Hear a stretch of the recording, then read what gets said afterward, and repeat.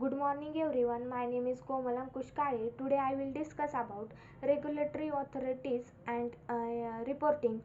Regulatory reporting is the submission of data to a relevant authority in order to demonstrate compliance with the necessary regulatory provisions. In simpler terms, it is the process business and individual must continuously go through to show they are following all the rules.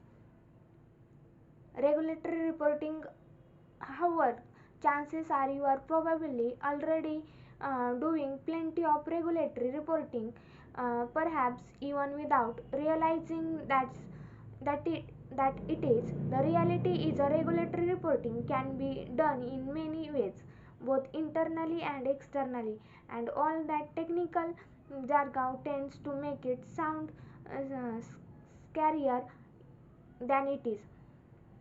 At a properly functioning organization, there will usually the periodic external audits to ensure protocols are being followed, as well as regularized internal process to ensure the proper procedure are being followed. There are four basic ways regular reporting happens. First, record keeping. Second, process and procedure. Third, handling complaints.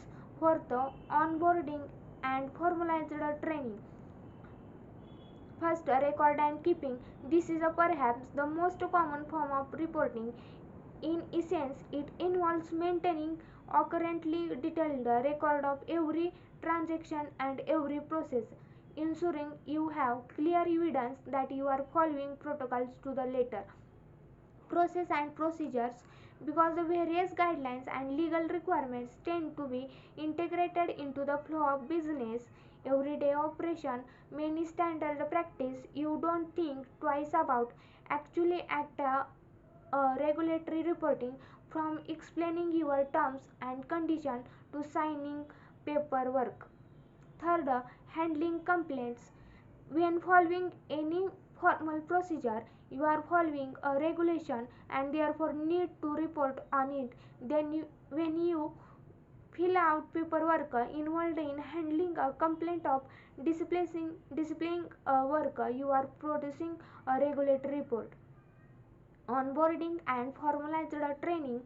Any form of onboarding, training, or performance appraisal will be subject to regulation, generally both internal and external, and this means simply adhering to these guidelines. Why is regulatory reporting so important? The importance of regulatory reporting really can't be overstated. Few businesses can operate safely without it. There are four reasons for this: public trust, internal confidence, locating blame, avoiding legal issues. Public trust, particularly today with increasing public demands for transparency following regulation. To the latter is a vital part of creating public trust. By adhering laws around fair practice, sustainability, and interpersonal ethics, organization can gain a positive public reputation. Internal confidence.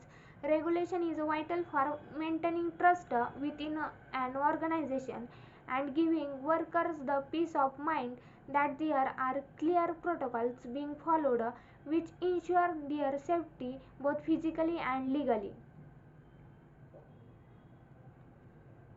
When everybody understands the rules, things can function far more efficiently. It is also the case that many things business are forced to report on, like modern slavery reporting or disparities, are in the interest of employee to know about. Locating blame. It is extremely used to have strong regulatory reporting available as a data to if something goes wrong. Regulatory reporting can provide a useful breadcrumb trail to understand exactly what and why something happened. Avoiding legal issues primarily through regulatory reporting is a major legal requirement, and failing to do it properly can cause serious financial and legal problems for an organization or individual without the proper evidence of compliance.